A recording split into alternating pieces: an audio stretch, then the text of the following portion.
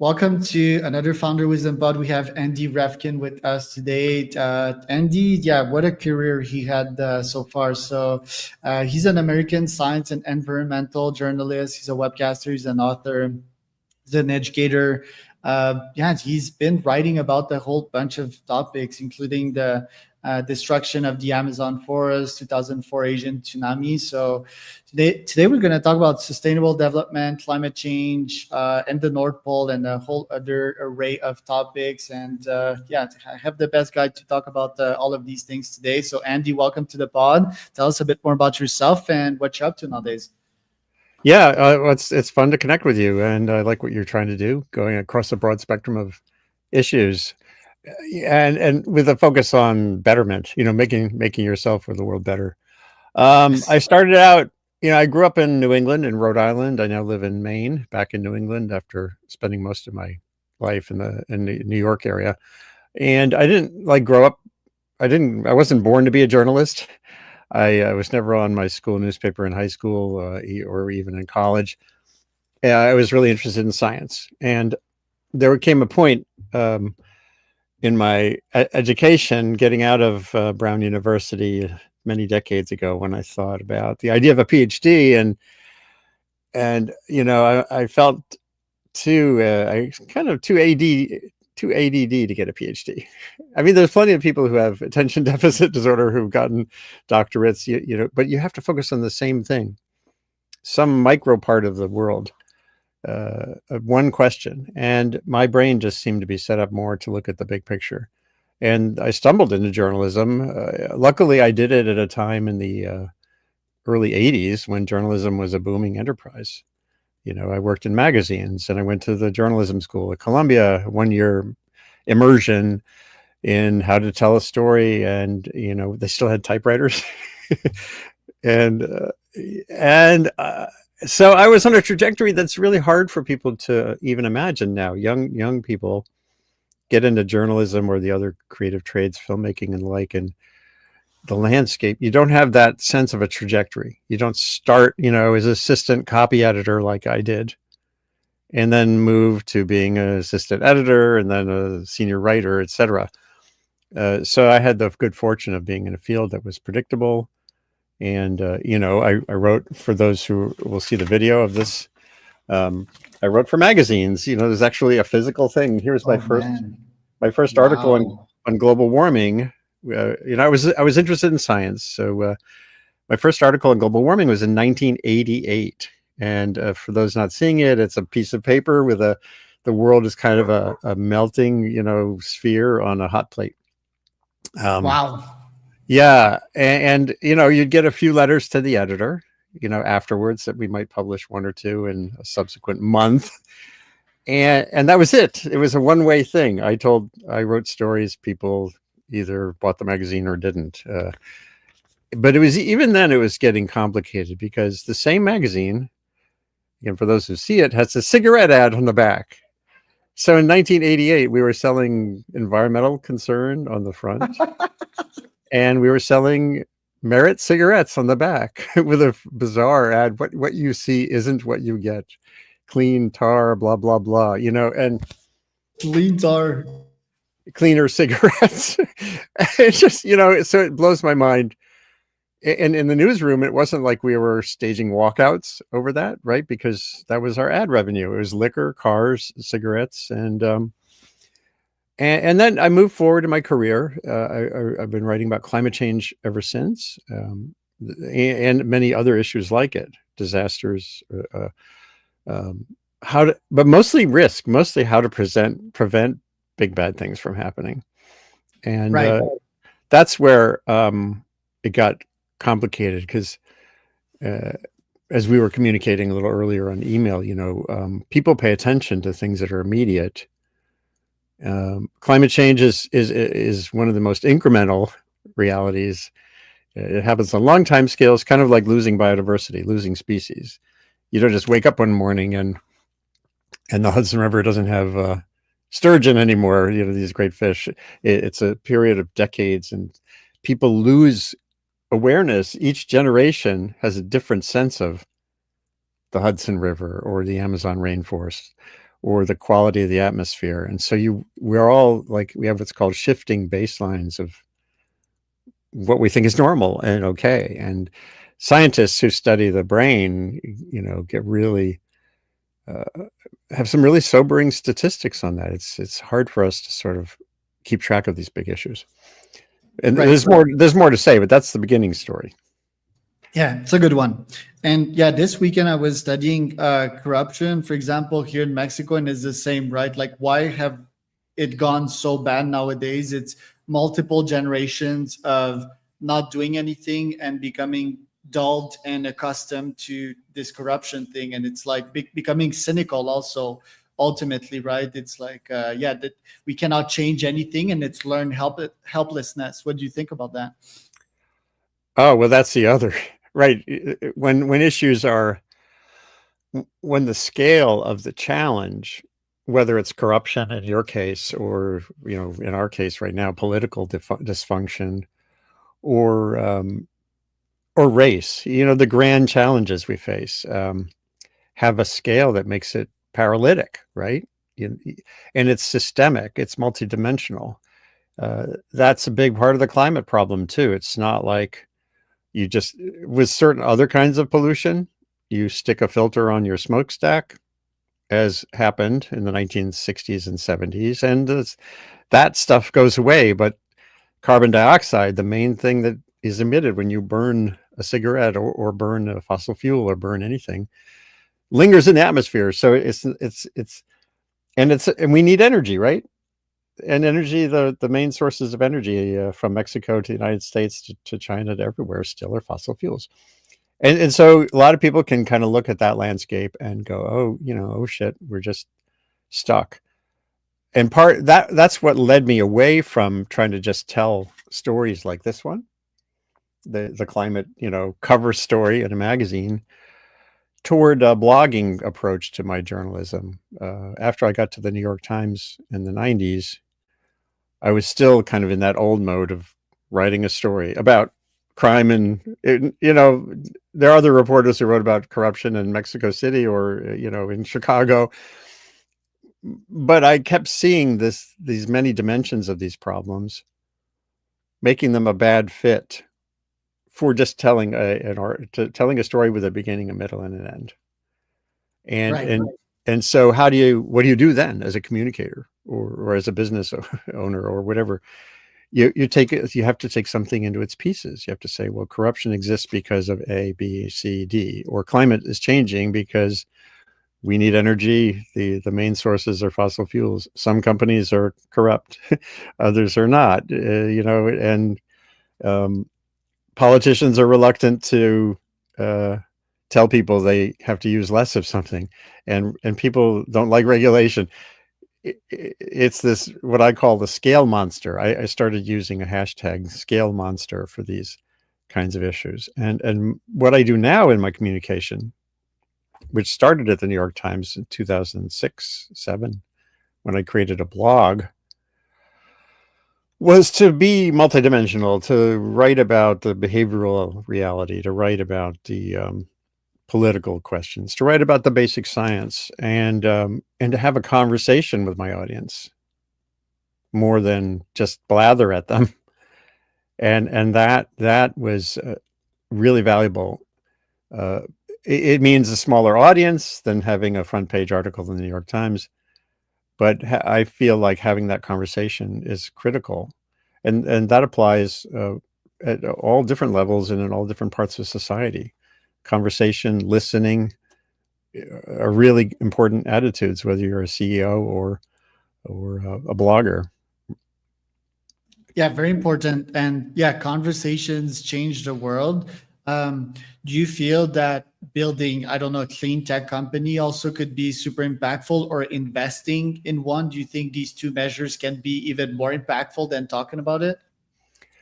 Yeah, it's challenging because if you get into the clean tech sphere, you're pushing a particular technology, right?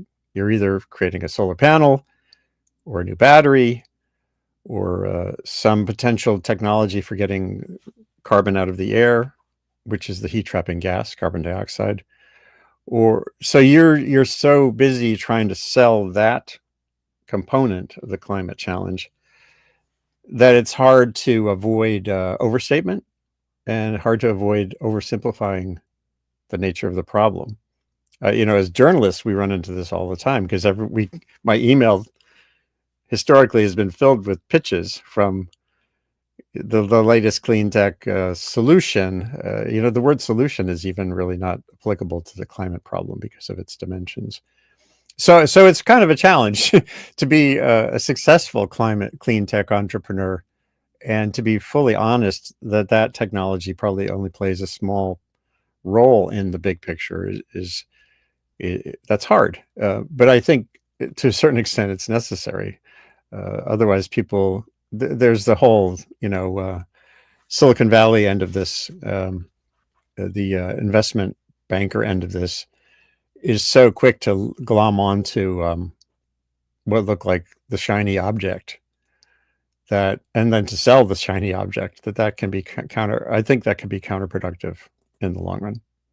Interesting. And you said that at this point, it's sort of ironic to talk about the solution. Like, is there a solution? I'm on the positive side of things, and I do think that clean tech and AI, although AI is sort of hurting the environment right now with the energy cost and the water it takes. I do think that you pair the two together. I think that's going to be our ultimate solution to fixing this big problem. Obviously, there would be hardware in the equation, but is there like a solution to it, or Well, at this stage? you definitely need massive computer power, and AI implicitly is capable of managing dynamic um, landscapes like nothing else, right? And one of the big dynamic landscapes is for clean energy. If you want a grid that has a lot of solar and wind and water, which are variable, right? Unlike turning on a nuclear power plant, um, you have demand that also varies hour by hour. Humans can manage that to a certain extent, but as happened in Spain recently, they had a massive blackout, which wasn't about the. It was more about managing the flows of energy than it was the blackout, more than about a lack of any particular thing.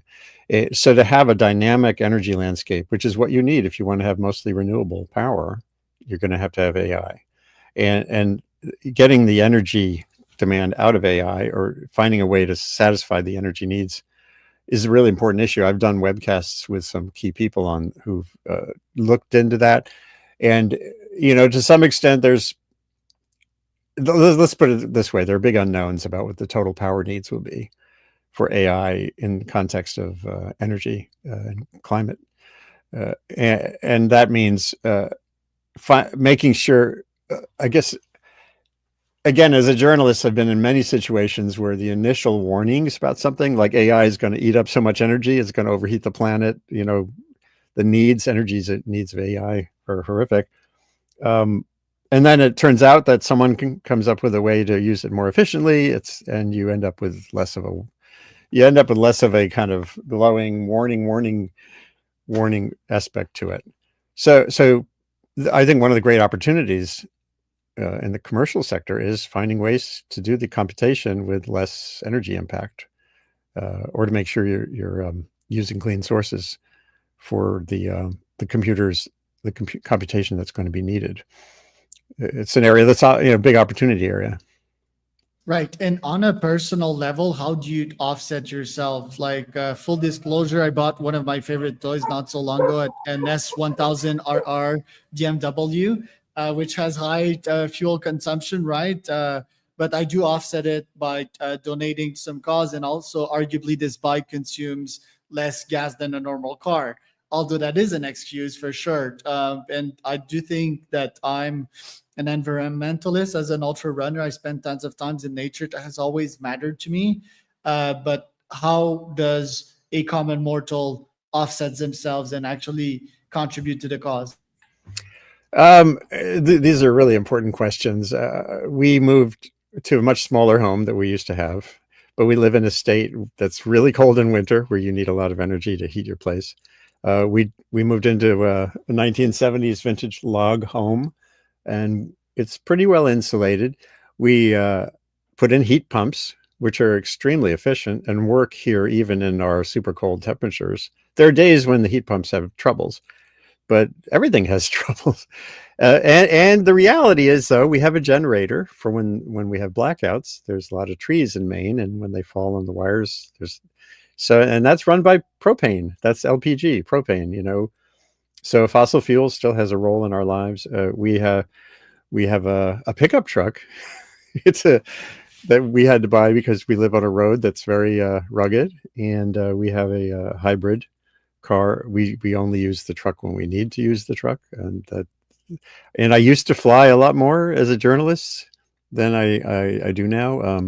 COVID was was horrific in many ways, but for me was a valuable reset of when I need to travel or not. I went almost 1,000 days without going anywhere, without flying, and that had never happened. And now I'm much more judicious about when I choose to go somewhere physically, as opposed to interviewing somebody on my webcast like we're doing right now. So I've changed that. Our electricity now also comes through from a solar farm in Maine and other places. We can't have panels on our house because there's too many trees, but we can buy our solar energy through the grid, and that's what we're doing. Right. And let's say ecology.com, which is like the software I use to, or the cause that I choose to donate to. They take like money off my card every month and they plant trees. Right. I guess they should start also like asking where I live. Right. Like, I think that question is important because it would tell me where the electricity from my house comes from. Also, does it matter? Like, let's say if you're in the middle of the woods, does CO2 get trapped by trees? Like, is that a Oh, yeah. thing? VS, like if you're in a city, it goes like straight into the air. Yeah, carbon dioxide ultimately is a gas that mixes globally. It's not like smoke from a smokestack, which has a discrete impact, the pollution impact, or even the climate impact from smoke blocking the sun or absorbing the sun. But CO2, it doesn't really matter ultimately where it's released. It's contributing to the global atmospheric warming effect. Those molecules just spread around. Having more forest in the world is generally a good thing for biological diversity as well as for climate. It's in my reporting when I was doing some writing for National Geographic. It matters where you're adding forest and not adding forest. Some trees actually bizarrely emit methane, which is a greenhouse gas. There's some trees, some kinds of trees are different than others, and some parts of the world, the climate benefit or not is different. Trees are growing more up in the Arctic, in the boreal forests, like northern Canada, and there, trees like a pine or a conifer, the fir trees, they're dark. They are dark. They have they're not deciduous. The leaves remain on the trees, and that absorbs heat from the sun. And so they actually warm the local climate more than it would if it was just a sort of a grassland, shrubby landscape. So trees, they matter globally. There is this trillion tree project, which has been criticized for various reasons. A plantation forest is not the same as a wild forest, meaning, for biological diversity. But I would rather see more land set aside for nature, and humans finding ways to compress our activities into cities and towns. That's a clear beneficial practice for many reasons, just not sprawling out so much. Right.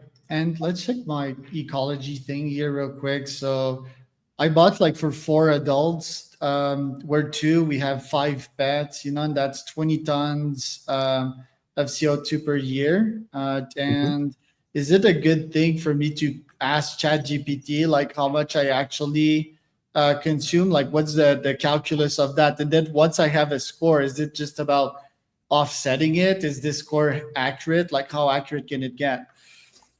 Well, I pay attention not so much to individual CO2 contributions, although as you're explaining, it matters to do this at the household level.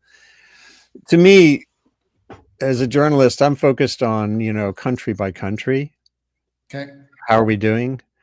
And that relates to big questions about climate agreements between countries, for example. And when you do that, it's an important reminder that there's a huge variation out there.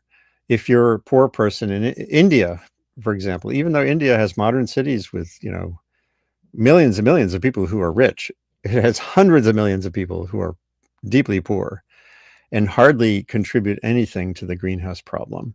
India's per capita emissions of carbon dioxide, meaning per person per year, are about 2 tons.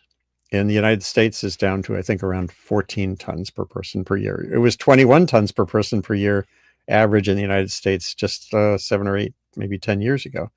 So the United States is getting the carbon out of our lives, but we're still so far above India or a host of sub-Saharan African countries that there have been politicians, the Biden administration, John Kerry was wagging his finger at India saying, you need to cut your emissions more, use less coal. And I was right. I was calling bullshit on that because that's just completely unfair.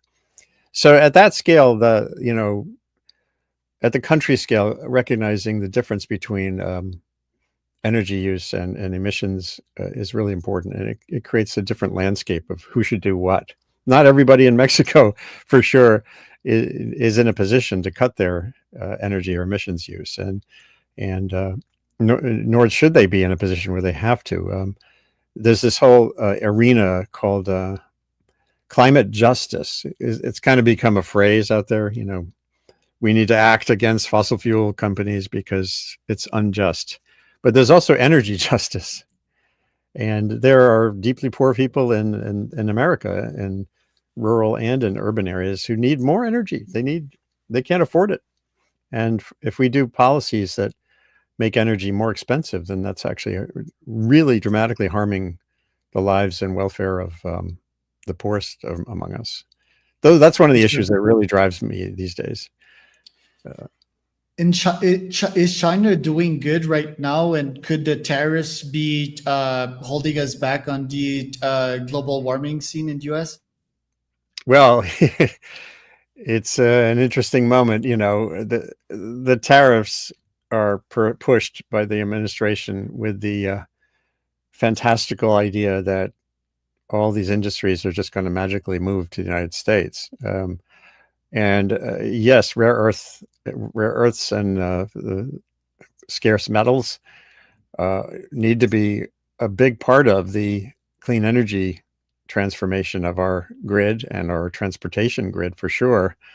But it's not like you can snap your fingers and have the United States suddenly massively mining cobalt. Here in Maine, there's a family that owned a lot of property that had, I think it was cobalt, and they haven't been able to mine it because of all the federal restrictions. This is for 20 or more years. And Trump can do all he can say everything he's saying, but it's not going to make this country suddenly like Congo, because we don't have kids who are going to be going in to mine these materials as at the scale that would be needed. So you need trade. And China, of course, has almost a monopoly on processing the rare earths. So we'll see how that plays out. Right now, it's not looking good under the Trump team for an energy transformation because of those issues. Of course, the same could be said for Trump's expectation that we're magically going to suddenly produce lots more fossil fuels as well. Those markets are not subject to presidential whims. They're subject to markets. And he can open up the Arctic for drilling, but if companies don't see the economics there, they're not going to go there. Yeah, it's like manifesting logic of, I can build a tower here, then I can do the same for everything, right? But it's not how Right. that works. tell me about AI though. Like, I think there's a gigantic project, Stargate, that's happening right now in the U.S. That's been funded by this administration. Is AI ultimately a net loss on the short term, environmental wise, and long term? It could help us crack the problem altogether. Well, I've only dug in to a certain extent on the many dimensions of how AI is going to change the world.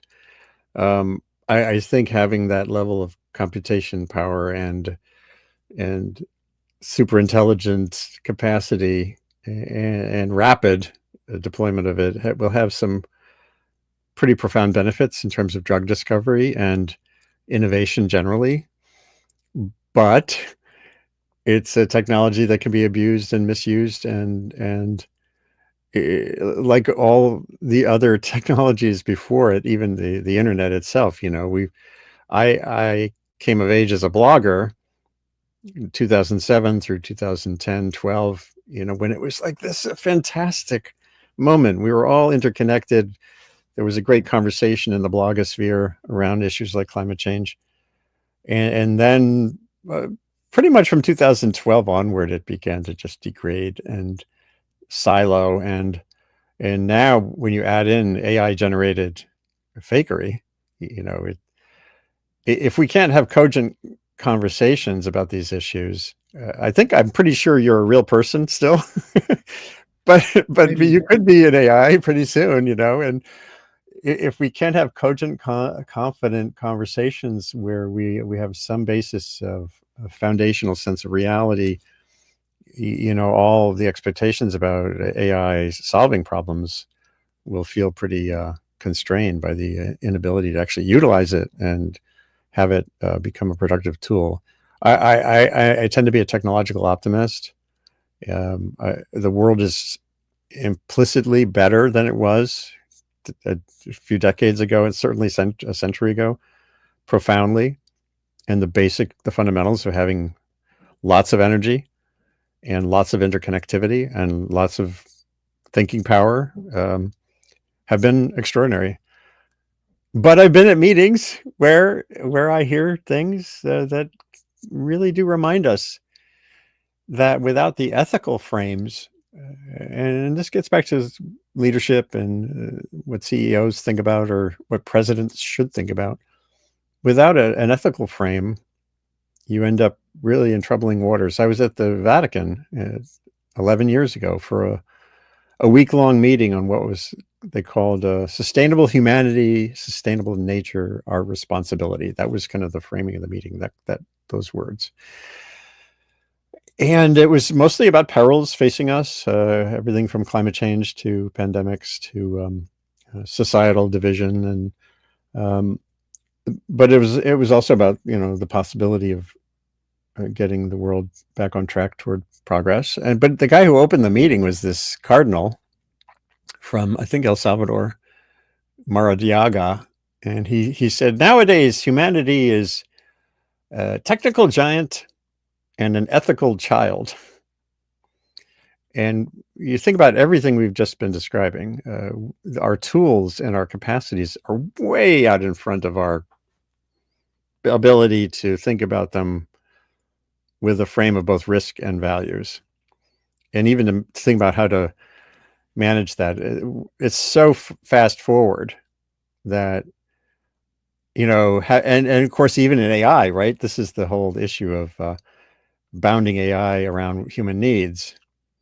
The ethics of AI is, how do you build a truly ethical AI? You probably saw the recent reports of AI, these LLMs that don't want to turn themselves off. They're incapable of shutting down because they thought that was unethical. So, at what point do we lose control? That's a really interesting question too. So yeah, that's interesting though. It's yeah, would you turn yourself down? Well, Like I right. wouldn't. No. Like I think it's ethical. I have like my own, and I think these things are gonna have rights pretty soon.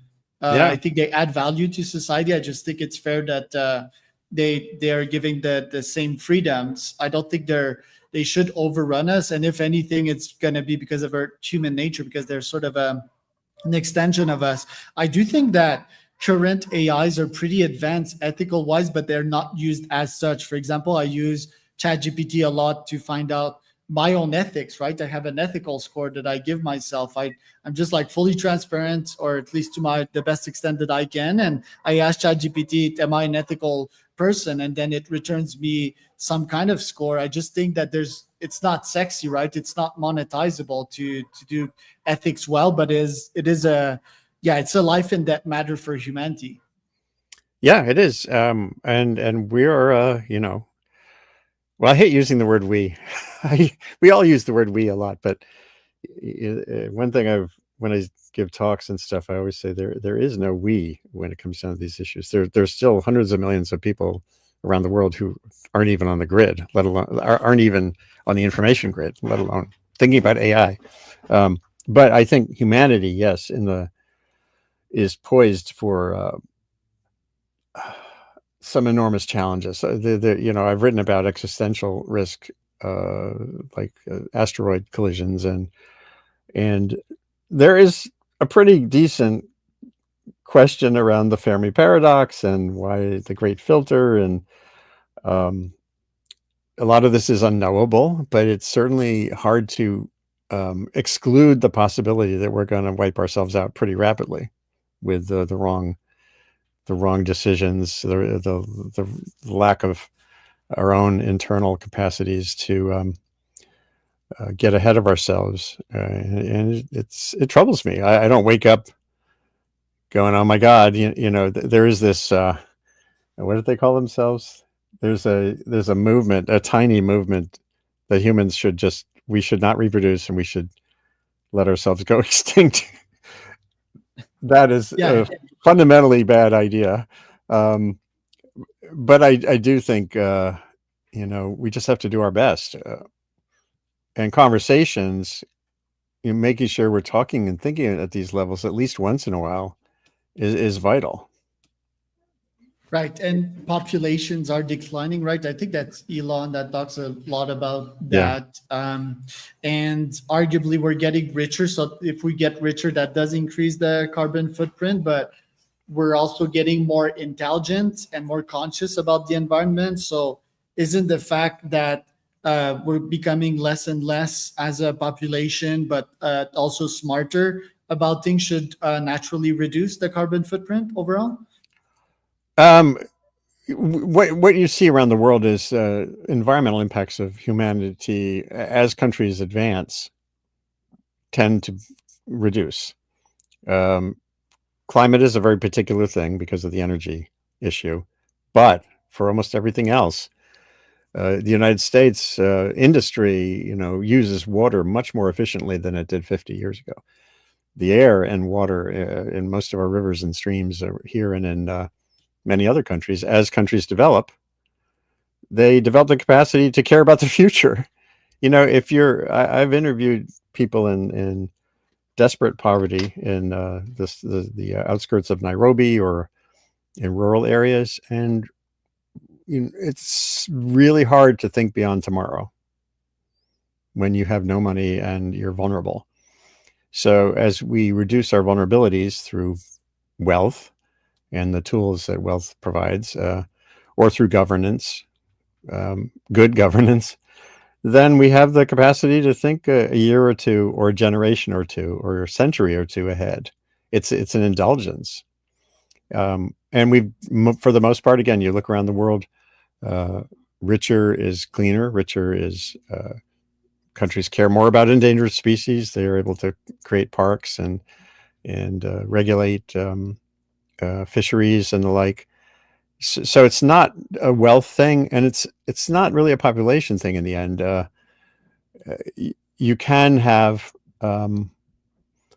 it is, I guess, taking this to the context of capitalism, for example. There's extracted. We're not in a world where capitalism should end, even though I have many friends who feel that. But there's ethical capitalism, where you invest your capital, where you how you think about things like what boards of trustees of companies are. They talk about fiduciary responsibility, and that's an excuse by many companies. We just need to grow. Right. But if you evolve your definition of fiduciary responsibility to include long-term, sustainability of your corporate activity or of the community that consumes your goods or the like, then you can start to have a better outcome. So that's why it's not. I worry about, I've written about population issues, and historically it was all about overpopulation. The environmental community, the community of folks reading the magazines that I wrote for, were mainly thinking about that. That was always kind of an overstated issue, and it really comes down to your footprint, and your options, and it's not so much how many people, it's how much stuff, and getting an understanding of supply chains, ethical and environmental implications of supply chains are easier to expose as a journalist or as an NGO now than would have been the case 50 years ago. And that those kinds of factors make me feel more confident about the future. Generally, companies, whether they choose to or not, being sort of put into a frame with some more ethics in it. You may remember the Volkswagen scandal. Yeah. Could it be 10 years ago? God, it was. I even bought a Vokes back then when that happened. Yeah, a friend of mine, an environmentalist who's a songwriter, she had a diesel and she was very proud of her Volkswagen clean diesel. And then, of course, it turned out they had jiggered the software to cheat. And when you really dig in on how that was exposed, it was exposed by a tiny nonprofit organization that was testing emissions of cars. And at first they thought their equipment was wrong when they were testing a VW diesel. And then they realized, oh no, it's the car. So that whole big multi-billion-dollar issue was exposed by a very small group. And so the more capacity students at universities have or small nonprofits have to help, that's a generous word, to help companies do the right thing, the better off the world can be as well. And that excites me. Yeah, accountability, I think, is the best word to describe that. You talked about boards and governance, right? I very much agree with that one as well. I think that when it gets toxic is when you have like these old men boomers on boards that are like, yeah, I don't want to change it because that's going to cost me to switch to, for example, solar panels, right? Because I think the cost per kilowatt right now is way lower for solar panels than gas. So the only cost of switching is one, mindset wise, and two, the actual infrastructure, right? So wasn't that like a major shift? I think it happened like a couple of years ago when the cost per kilowatt became very low. And if you can also talk about nuclear energy right now, which is a very important topic. Yeah, nuclear has been interesting. Let me just focus on nuclear for a minute. When I lived in the Hudson River Valley, north of New York City, for 30 years, I lived about 10 miles away from the Indian Point nuclear power plant. And I went inside it twice as a reporter for the New York Times. And but also my wife and I lived right in that zone, the evacuation zone.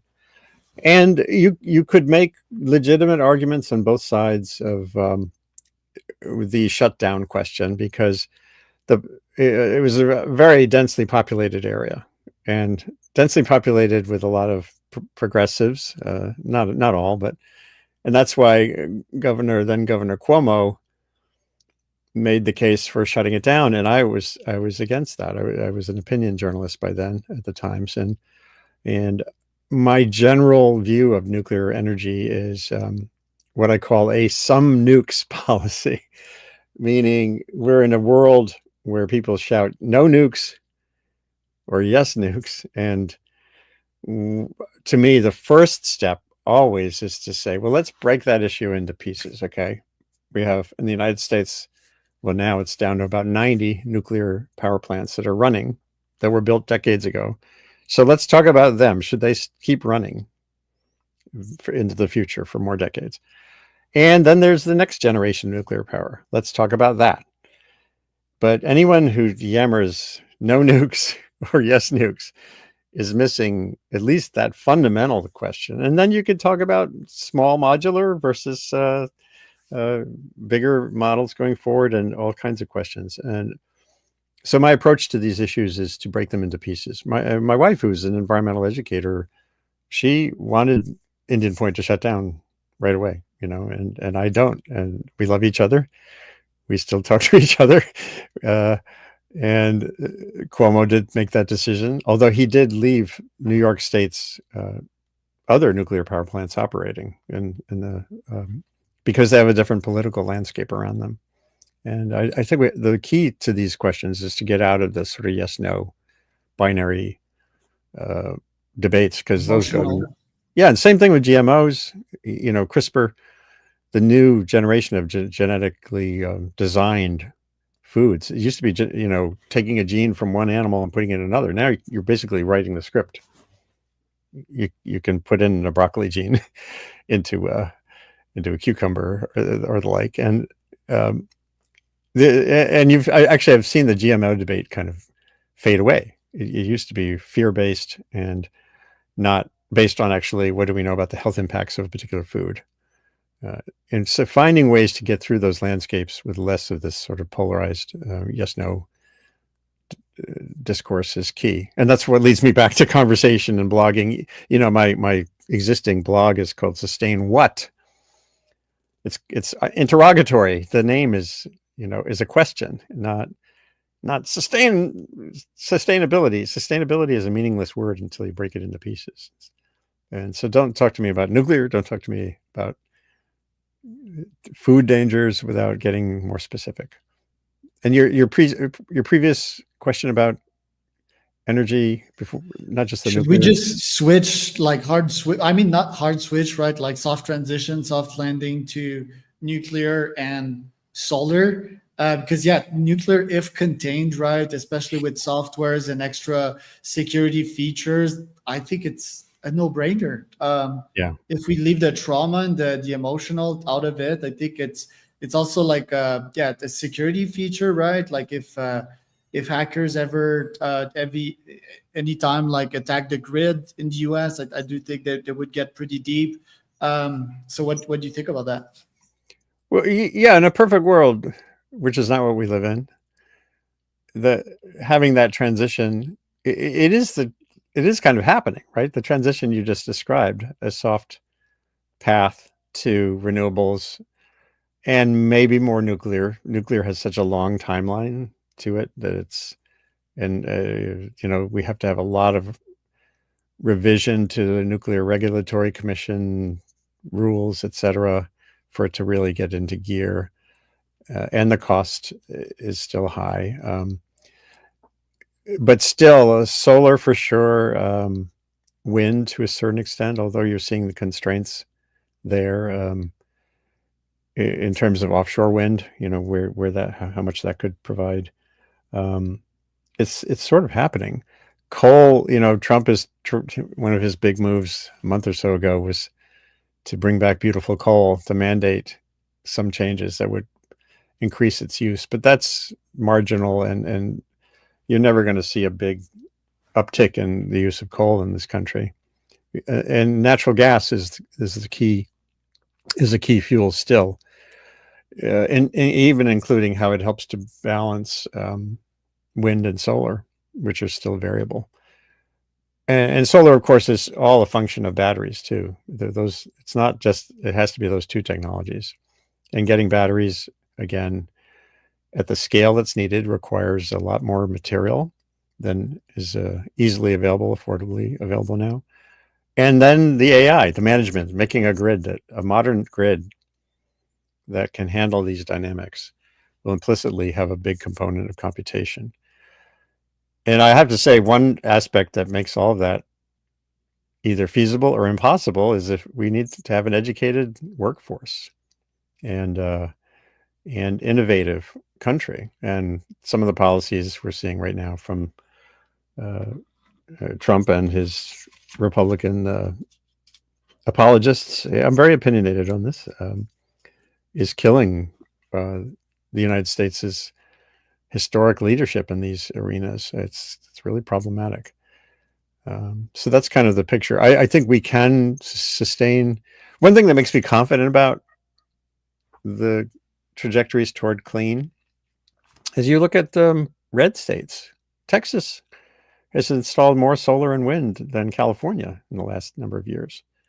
And Iowa, the New York Times did a really good sort of state by state look at energy. And Iowa used to have dominant coal burning electricity, and now wind completely supplanted that. And it's not because Iowa farmers suddenly started voting for Hillary Clinton. You know, it's because it makes sense. So that economically. Yeah, economics, the which is ultimately powered by improvements in the technologies, right? You know, the economics is a function of the cheapness of the technologies too. Yeah, R&D. Last but not least, I want to talk about, yeah, in some countries, some environmentalists are being murdered, right? Like that happened Oh in yeah. Mexico. You've seen the Netflix documentary, the butterfly guy that got murdered, and in other parts of Latam. How do you decide on your end of what to speak about? Like you're in a free country as well, and how do some of your colleagues that are in not so free country decide on what to write about? Well, my first book back in 1990. Oh, here it is. Was about a murder in the Amazon rainforest of Chico Mendez. Whoops, everything's falling down. Don't kill yourself. No, who was murdered for essentially creating a community demand to be part of the decision-making process in Brazil on road construction, and which led to the ranching moving into the Amazon rainforest, and that was just the first example I dealt with that I have written about here and there and elsewhere, where if you have a poorly if you have a lack of governance on a resource frontiers, places where stuff is being extracted for its value, you're going to have violence. And this gets back to the very beginning of our conversation about the systemic challenge of decorrupting a place or increasing community demand for safety, or it's hard and long. And this is an arena, by the way, where the internet, the modern communication has made a big difference. I remember it's probably a decade ago or so now, where in Indonesia there were this is paper and pulp production was moving into rural areas, and there were some disputes over land, land rights, and some security guards for one of these pulp and paper companies murdered someone, a community person, and that information got out to the world in nanoseconds through Greenpeace, I think, at the time. If that had happened 20 years earlier, you never would have known there was violence there. So having a responsive global capacity to illuminate bad criminal or dangerous practices is a fundamental part of making progress against violence. It's deeply challenging. I mean, the vaquita issue in Mexico, which I've written about, the little porpoises that are going extinct in the Baja California area because of illegal fishing for a rare fish, and China is the main market.